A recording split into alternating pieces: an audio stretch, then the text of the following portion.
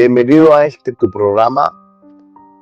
Y en esta hora quiero decirte algo. No es casualidad que te hayas parado aquí.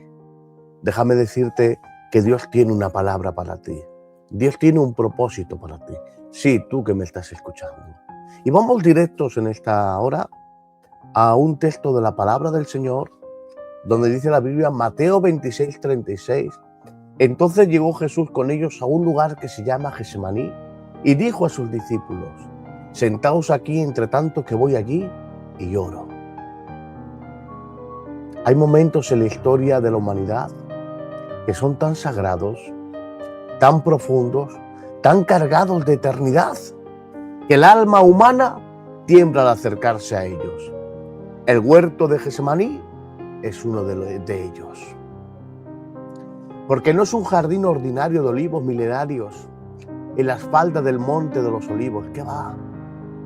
Es el altar donde el Hijo de Dios libró la batalla más grande que jamás haya contemplado el ser humano. ¿Qué digo el ser humano? El universo. Fue ahí, en ese huerto silencioso, bañado por la luz de una luna de Pascua, donde el destino eterno de millones de almas fue decidido. No en la cruz todavía, sino en la agonía de una voluntad que se doblegó ante otra voluntad. Ningún ojo humano puede penetrar completamente la oscuridad de ese sufrimiento. Nos quitamos el calzado en esta hora porque el lugar donde estamos es tierra santa. Hoy no venimos a Getsemaní como turistas del alma. Venimos como pecadores que necesitan comprender lo que costó nuestra redención. Uno de los errores más trágicos de la Iglesia moderna es tratar el sufrimiento de Cristo como un dato histórico, sin dejarse transformar por él.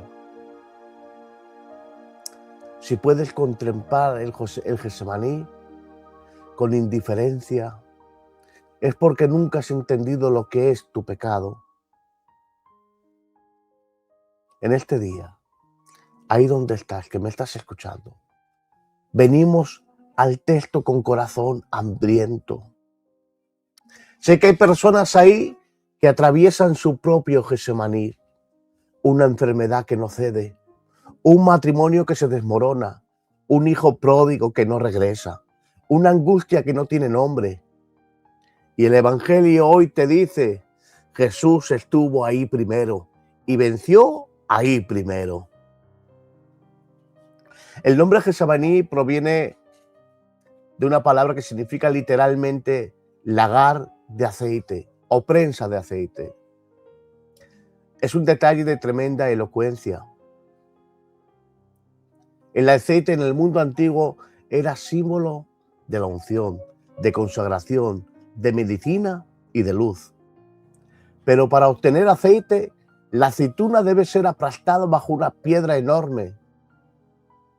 En Getsemaní, el ungido de Dios, porque eso significa Mesías, el Cristo, fue el mismo aplastado bajo el peso de nuestros pecados para producir el aceite de nuestra salvación. Y Mateo nos sitúa con precisión quirúrgica en la noche del jueves, víspera de la Pascua judía. Jesús acaba de celebrar la última cena. Ha lavado los pies de los discípulos, ha instituido la Santa Cena, ha pronunciado su discurso de despedida registrado en Juan, culminando en la oración sacerdotal más sublime de la historia que está en Juan 17. Y ahora bajo el huerto, Jesús fue a Getsemaní. Escucha bien, con plena conciencia de lo que le esperaba. No fue sorprendido por el sufrimiento. Él sabía que Judas ya había negociado su traición. ¿Qué harías tú si sabes de alguien que ha negociado tu traición? Si sabes de alguien que te va a engañar, que te va a vender, ¿qué harías? ¿Lo has pensado? Él sabía que la cruz era inminente y aún así fue al Getsemaní. Creo que esto hace aún más sublime su acto. No fue la valentía ignorante de quien no sabe el peligro. Fue la valentía soberana de quien ve el abismo completo y aún así camina hacia él por amor. Te ama tanto Jesús que fue al Getsemaní sabiendo todo, pero viendo el gozo puesto delante de él, sufrió lo propio. El gozo eres tú. Sí, tú que dices que no quieres saber nada de Dios, tú que vives alejado, tú que le has dado la espalda, tú que crees que no existe. Déjame decirte en esta hora, Jesús te ama. Oh. Mira lo que dice el texto. Entonces llegó Jesús con ellos a un lugar que se llama Getsemaní y dijo a sus discípulos: sentaos aquí, entre tanto que voy allí y lloro. Y tomando a Pedro y a los dos hijos de Zebedeo, comenzó a entristecerse y a angustiarse en gran manera. Entonces Jesús les dijo: mi alma está muy triste, hasta la muerte.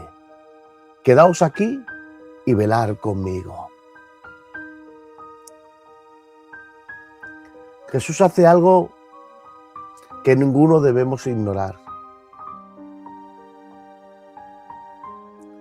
y es separar a los discípulos en grupos progresivos. Deja a 8 en la entrada del huerto, toma a Pedro, Jacobo y Juan, el círculo íntimo, los mismos que subieron al monte de la transfiguración, y los lleva más adentro, porque estaban quizás más preparados, más capacitados, no lo sé. Pero incluso ellos son dejados a cierta distancia y Jesús avanza solo. Hay momentos en tu Getsemaní que tienes que ir solo, que nadie te va a acompañar, pero escucha bien, Jesús está contigo.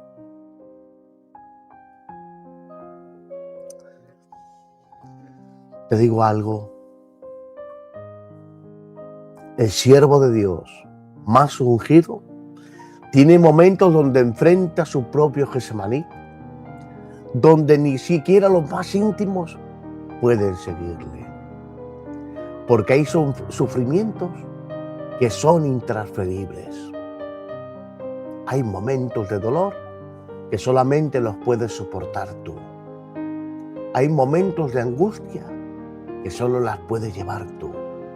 Pero escucha, el varón de dolores experto en el quebranto está ahí contigo.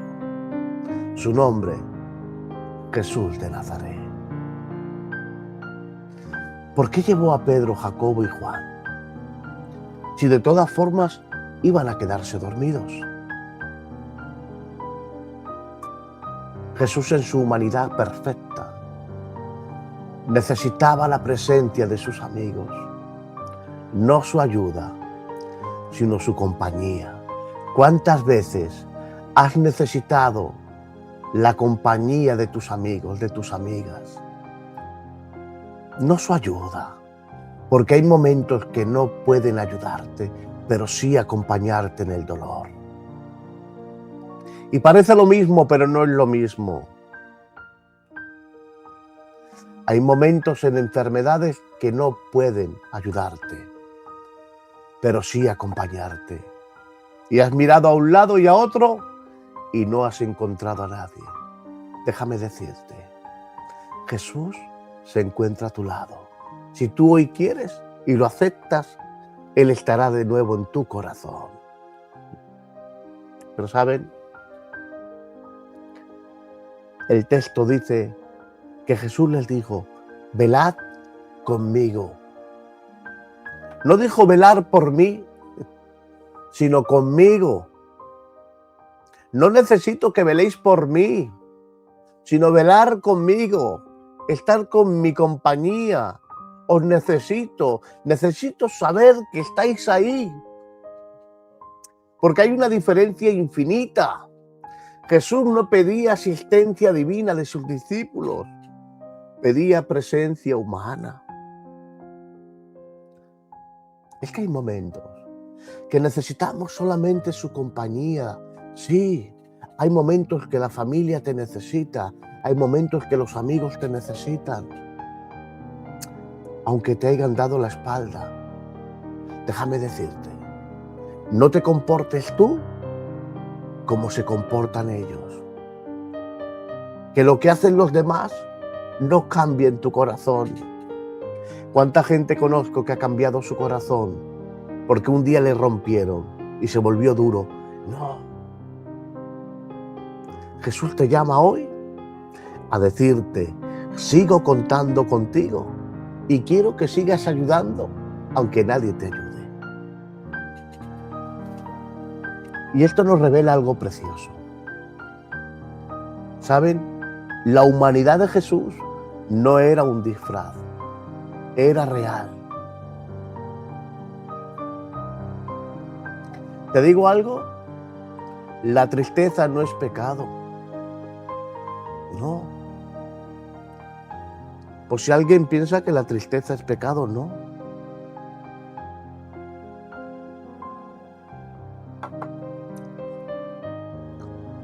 El texto dice de Jesús que comenzó a entristecerse y a angustiarse en gran manera. Y la palabra griega usada literalmente significa rodeado de tristeza por todos los lados. Por todos los lados que te imagines, estaba rodeado de tristeza. Una tristeza que te cerca, que te envuelve, que no te deja escapatoria.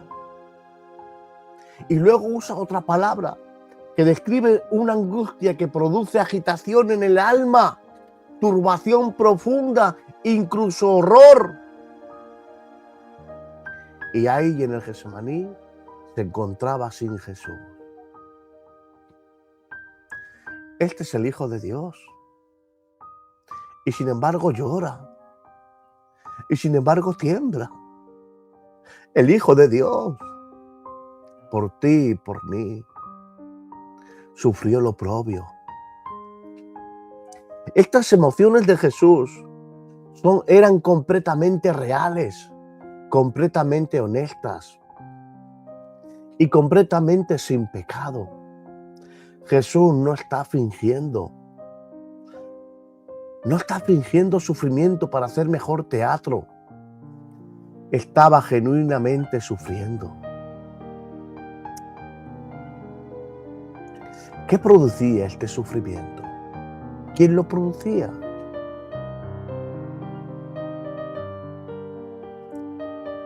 ¿Saben? No era solamente el dolor físico de la cruz, aunque eso era terrible. Otro día hablaremos de eso. Era algo infinitamente más devastador. Era el abandono del Padre.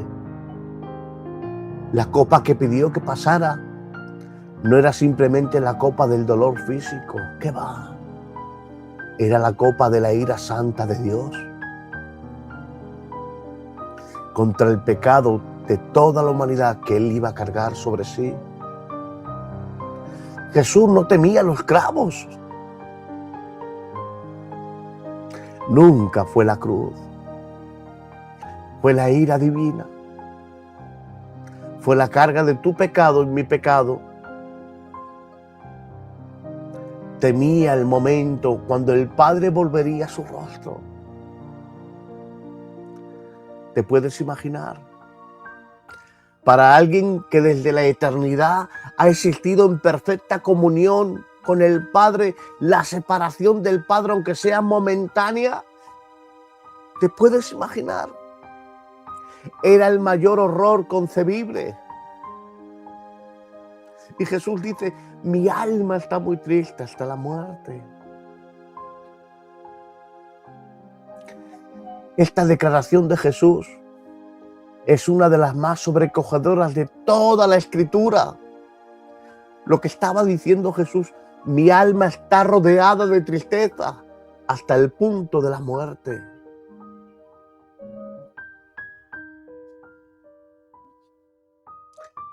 ¿Saben? Algunos comentaristas sugieren que Jesús expresaba que la tristeza en sí era tan aplastante que podía matarle. Que el peso del sufrimiento emocional y espiritual era tal que sin la intervención divina habría muerto en el huerto antes de llegar a la cruz. El Evangelio de Lucas, en su peculiar escritura, porque Lucas era médico, añade un detalle que Mateo omite, pero que amplifica este texto. Lucas 22:44 dice: y estando en agonía, oraba más intensamente, y era su sudor como grandes gotas de sangre que caían sobre la tierra. La medicina moderna conoce esta condición como hematridosis, cuando bajo extremo los capilares sanguinarios que irrigan las glándulas se rompen, mezclando sangre con sudor. Jesús literalmente sangró en su oración antes de llegar a la cruz. La redención no comenzó en la cruz, comenzó en el Getsemaní. Por ti y por mí, en el Getsemaní, Jesús sudaba sangre. ¿No te llena de emoción esto? Te ama tanto Jesús que ya en el Getsemaní estaba sangrando por ti. Piensa en el momento más angustioso de tu vida. Quizás fue cuando el médico pronunció aquellas palabras que nunca olvidarás. Quizás fue cuando encontraste aquella nota, o cuando sonó el teléfono a las 3 de la madrugada. Es en ese momento de terror absoluto, en ese abismo de angustia, Jesús ya había estado. Y más hondo todavía, el Hijo de Dios conoce tu oscuridad desde adentro. No hace falta que traigas explicaciones, te conoce perfectamente, sabe por dónde estás pasando. Si esta noche tu alma está triste, en este momento, quizás hasta la muerte, sabes que hay uno que fue más allá. Él no es un salvador teórico que observa tu dolor desde la distancia olímpica de la divinidad. ¿Qué va? Él es un salvador que sudó sangre por ti. ¿Cómo puedes seguir ignorándole? ¿Cómo puedes seguir viviendo alejado de Él? Él te está llamando hoy. Ven a Él. Cambiará tu lamento en baile. Mateo 26:39 dice: yendo un poco más adelante, se postró sobre su rostro, orando y diciendo: Padre mío, si es posible, pasa de mí esta copa, pero no sea como yo quiero, sino como tú.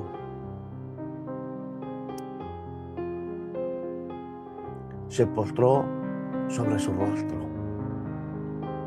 En la antigüedad judía y en muchas culturas del Medio Oriente, hasta hoy, postrarse con el rostro en tierra era el acto de adoración más absoluto. La expresión corporal del reconocimiento total de la soberanía de otro.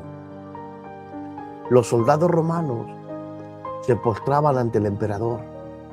Los siervos se postraban ante sus señores. Y ahora el Hijo Eterno de Dios se postra ante el Padre. ¿Quieres tú postrarte hoy ante Jesús? Ahí donde estás, Jesús te está llamando. Te llama hoy. Todavía hay tiempo. Sí, tú que piensas que no hay tiempo. Tú que piensas que nadie te quiere. que no sirves para nada. Eres tan hermosa, tan perfecta, que Jesús quiere anidar en tu corazón, quiere vivir. Te ama tanto que murió por ti. Te voy a decir algo.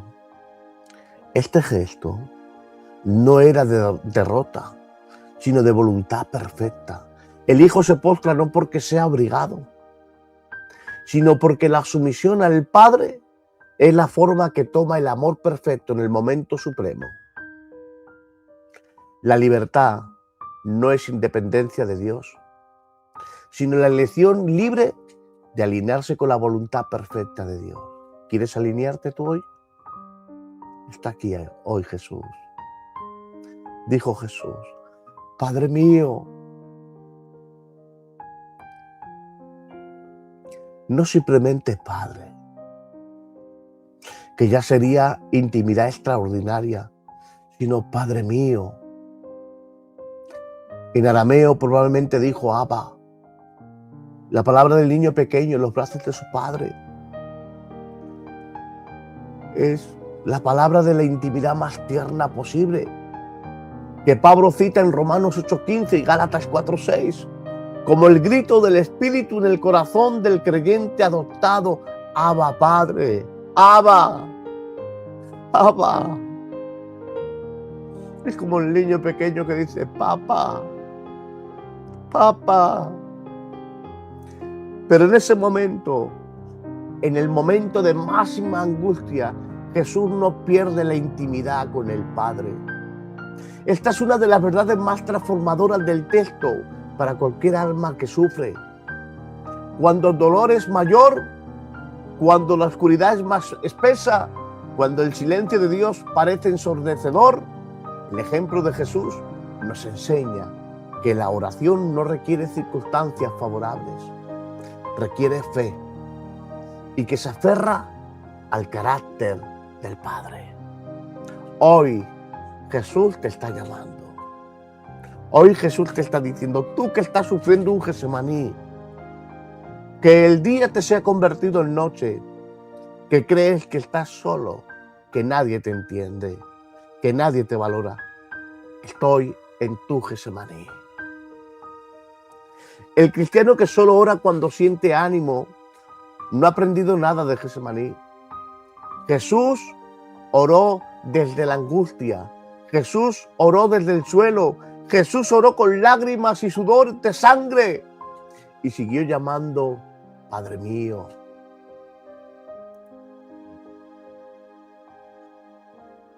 Aquí llegamos a uno de los textos más controvertidos y más preciosos de toda la pasión. 1. ¿Estaba Jesús pidiendo escapar de la cruz? 2. ¿Era esto una debilidad de fe? 3. ¿Un momento de vacilación divina? No. No, y 1000 veces no.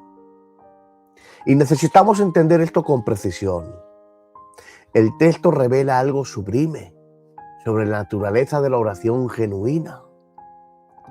La oración honesta presenta al Padre nuestros deseos más profundos. Me encanta. Incluso cuando estos deseos son difíciles. Sabiendo que la soberanía y la bondad del Padre son el terreno donde esos deseos deben de ser examinados. Jesús no estaba orando en rebeldía. Estaba orando en humanidad perfecta. Su naturaleza humana, que era genuina, que sentía genuinamente, se expresaba con total honestidad ante Jesús, ante el Padre. Esto nos enseña que la oración cristiana no hay que fingir, que no nos duele lo que no nos duele, ni que tememos lo que no tememos. Dios no necesita que actuemos con fortaleza en su presencia. Necesita que seamos reales. ¿Eres real delante de Dios?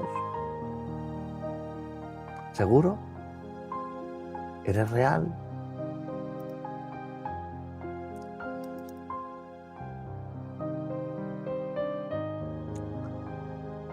La copa en la Biblia es una imagen del juicio divino. Lo vemos en los Salmos, lo vemos en los profetas. La copa es el instrumento mediante el cual Dios hace beber a los destinatarios su ira. Y Jesús estaba mirando la copa aquella noche en el Getsemaní. Aquella copa que contenía la ira de Dios contra toda la humanidad, pasada, presente y futuro. Toda la humanidad estaba reflejada en la ira de Dios en aquella copa.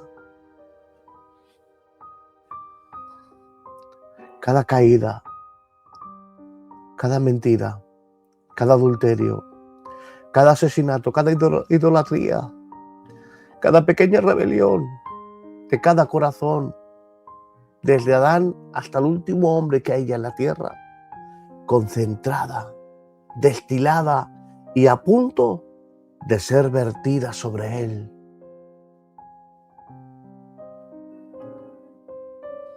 Es de extrañar que pidiera que si era posible pasara de él esa copa.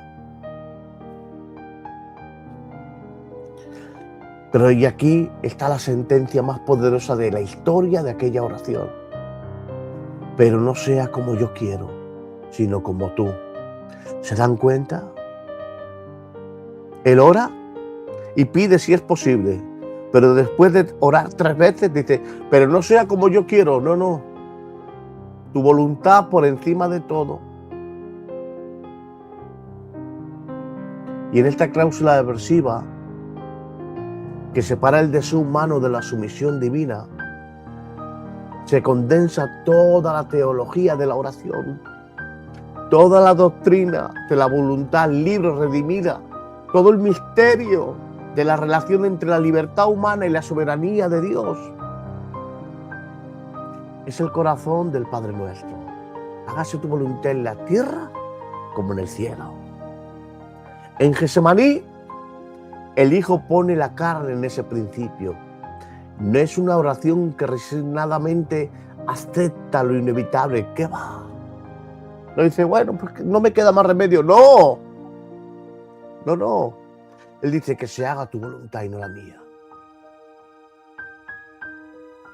Porque es una oración que activamente escoge la voluntad del Padre sobre la suya propia. Porque la santificación y la perfección se caracterizan precisamente por este alimento, por este alineamiento de voluntades.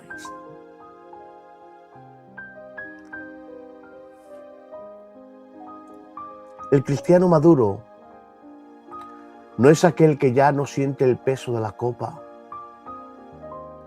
es aquel que sintiéndolo completamente dice con Jesús, no como yo quiera, sino como tú. Aunque esté pasando este desierto, este Getsemaní, esta enfermedad, que no sea como yo quiero, sino como tú. ¿Estás dispuesto? Merece la pena. Hubo un hombre que estaba preso y antes de ser ejecutado por su fe, era cristiano. Escribió en su celda, he pedido a Dios que me libre de esta muerte. Y él ha dicho que no.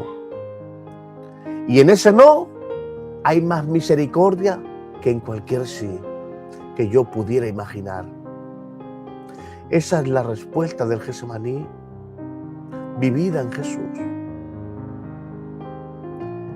A veces no es como nosotros nos imaginamos el Evangelio. No va a ser todo que sí, a veces es no. Pero prefiero el no de Dios. Créanlo, merece la pena. El texto dice que Jesús oró 3 veces con la misma petición. Y es impresionante. Oró y oró para que entendiéramos algo, que no es nuestra voluntad, que es la del Padre en nosotros. Hay personas aquí que han orado para que Dios les quite la prueba y la prueba no ha cedido. Quizá Dios te está dando fortaleza en estos momentos. O quizá Dios te está respondiendo como respondió su hijo, no quitando la copa, sino enviando fortaleza para beber esa copa. Eso no es silencio de Dios. Eso es la gracia más profunda de Dios. Que en medio de tu Getsemaní, en medio de la enfermedad, en medio de una economía mala, en medio de la desesperación, Jesús esté contigo para fortalecerte, para bendecirte, para restaurarte. Tú que quizás te has roto, tú que quizás tu matrimonio está a punto de romperse, Jesús te dice hoy, todavía hay esperanza.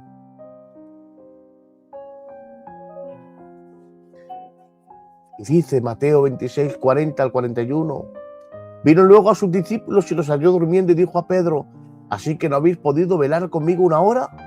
Velad y orad para que no entréis en tentación. El espíritu a la verdad está dispuesto, pero la carne es débil. Los halló durmiendo. Esta pequeña frase es uno de los retratos más honestos y más dolorosos de la condición humana en toda la Escritura. Jesús les había pedido una cosa, que velaran con Él una hora, solo una hora, y no pudieron. ¿Cuántas veces has pedido a alguien que esté contigo un momento? Quizá a tu cónyuge, a tu hijo, a tu hija, quizá a algún familiar, algún amigo. Te necesito en este momento. Has hecho esa llamada y nadie te ha respondido. Jesús pidió a sus discípulos que estuvieran con Él una hora y no pudieron. Pero la Biblia dice en Lucas algo muy aclaratorio. Y los halló durmiendo a causa de la tristeza. Los discípulos no dormían por indiferencia, dormían aplastados por el dolor. La tristeza los había agotado. Y esto nos recuerda que incluso los fallos más lamentables de los cristianos, de los amigos, de la familia, frecuentemente tienen una explicación humana, no una excusa, pero sí una explicación. A veces no pueden más. Te digo algo muy triste para todos los cristianos. La iglesia sigue durmiendo mientras Jesús ora. Eso no ha cambiado en 2000 años. Y es verdad. ¿Cuántas veces ha llamado Dios a su iglesia a velar en oración por las almas perdidas? Y la iglesia ha preferido el sueño de la comodidad, la anestesia de los placeres y el sopor de la rutina religiosa. Nos hemos acomodado. ¿Qué quieres hacer tú hoy? ¿Despertar? ¿Orar con Jesús? Ahí en tu Getsemaní, decirle a Jesús que se acerque a ti. Aún hay tiempo. Hay una ternura en estas preguntas que Jesús hizo que rompe el corazón. Jesús no llega a ellos enojado, tronando con ira santa, no. Llega con la voz quebrada, de quien espera compañía y encuentra ausencia. Así que no habéis podido orar una hora conmigo. Hay incredulidad, hay dolor. Hay una pregunta que todavía hoy Jesús hace a su iglesia. La pregunta en el griego original aún es más penetrante. Y dice así: ¿tan así no tuvisteis fuerzas para velar una hora conmigo? El Tennessee lleva una carga de sorpresa dolorida. ¿Cómo? ¿Que no habéis podido orar una hora conmigo? Es lo que está diciendo. ¿Cuántas veces tú lo has dicho tú? Que no has podido estar conmigo. Te necesitaba en el velatorio de mi madre. Te necesitaba en la pérdida de ese ser querido. Te necesitaba en el hospital. Te necesitaba quizá cuando me fui a casar. Necesitaba que estuvieras conmigo en el momento más feliz, no solamente en el más triste. Te necesitaba en el momento más feliz, en el día de mi graduación. No estuviste. Porque el ser humano aún regenerado tiene una naturaleza carnal que conspira contra la vida espiritual. No es que Pedro no amara a Jesús, le amaba profundamente, pero la carne tiene sus demandas y sin la vigilancia de la oración, la carne vence. Esto explica por qué el llamado de Jesús no es simplemente ámame más, sino velad y orad. Porque el amor sin disciplina espiritual es amor que cede cuando viene la presión. Esta es la instrucción práctica más importante del pasaje y la más ignorada.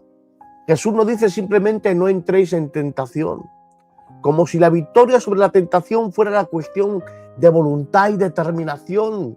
Dice velar y orar para que no entréis. Porque la victoria sobre la tentación es consecuencia de la vigilancia espiritual y la oración. Invierta esa ecuación y todo colapsa.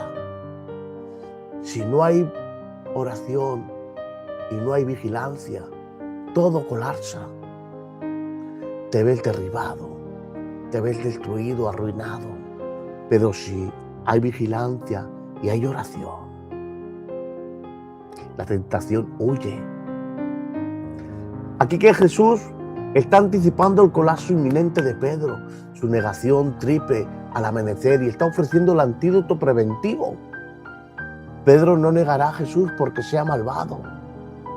Negará a Jesús porque no veló y no oró. Si tú caes, cristiano que me escuchas, no es por falta de conocimiento, es por falta de acercamiento a Jesús. Necesitas velar y orar. Te invito en este día que te acerques, renueves tus votos con Jesús. Hoy, renuévalos. La cadena casual es directa, sueño espiritual, sorpresa ante la tentación y llega la caída. ¿Cuántas caídas en la vida cristiana podrían haberse evitado con media hora más de rodillas? ¿Cuántos matrimonios que se destruyeron? ¿Cuántas adicciones que comenzaron? ¿Cuántos negocios corruptos que se iniciaron? Podrían haber tenido un desenlace diferente si el cristiano hubiera velado y orado. El espíritu a la verdad está dispuesto, pero la carne es débil. Esta frase es una de las descripciones más precisas y compasivas de la condición humana en toda la Biblia. Jesús no niega la voluntad de los discípulos, la buena voluntad, no la niega. Como tú hoy puedes tener buena voluntad.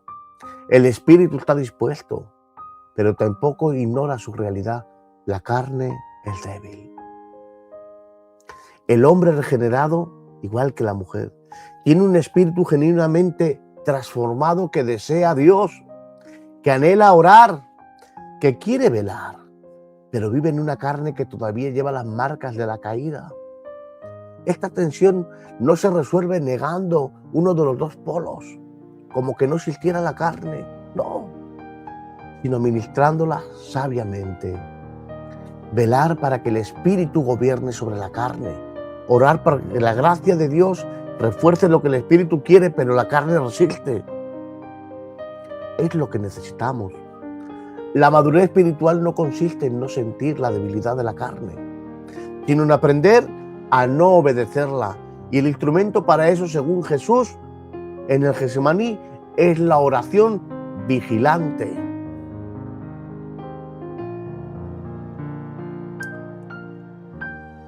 Amados que me estáis escuchando en esta hora, hemos recorrido el huerto en este día, hemos visto al Hijo de Dios postrado, sudando sangre, cargando la copa, hemos escuchado la oración más poderosa de la historia, no como yo quiero, sino como tú.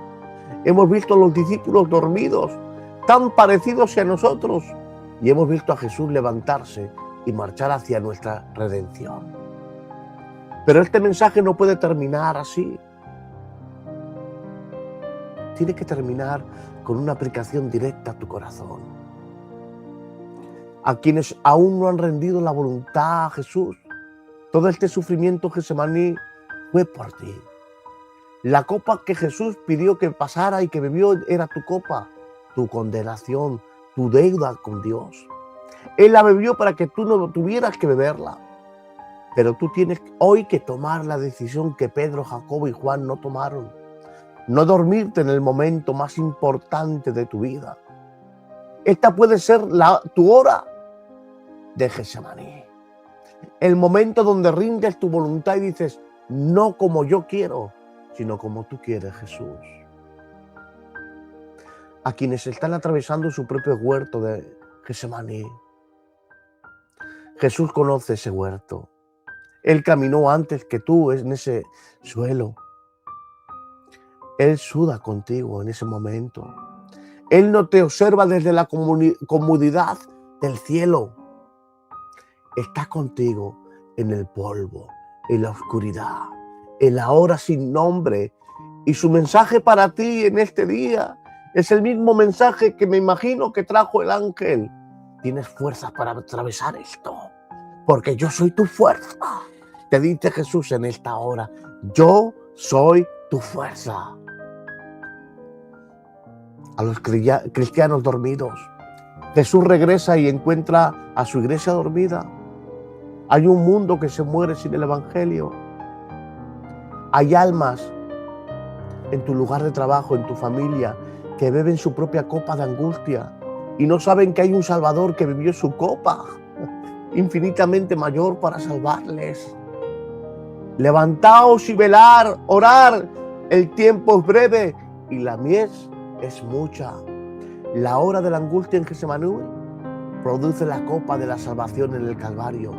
Y esa copa está tendida este día a toda alma que quiera recibirla. Jesús dijo, el que a mí viene, yo no lo echo fuera.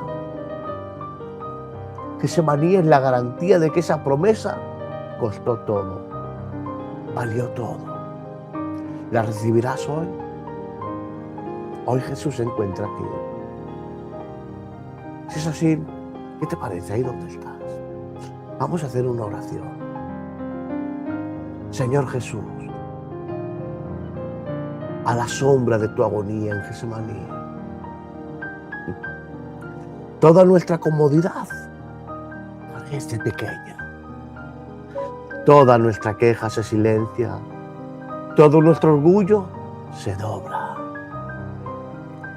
Hoy, ante los que están escuchando, te pedimos que el Espíritu Santo haga lo que Él solo puede hacer.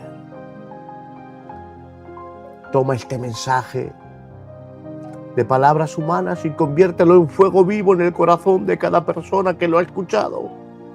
Que los dormidos despierten, que los perdidos sean hallados, que los angustiados se encuentren, que tú ya pasaste por su valle y que toda la gloria sea tuya. En el nombre del Padre, del Hijo, del Espíritu Santo. Amén, para tu gloria. Hasta el próximo mensaje. Que Dios me los bendiga grandemente.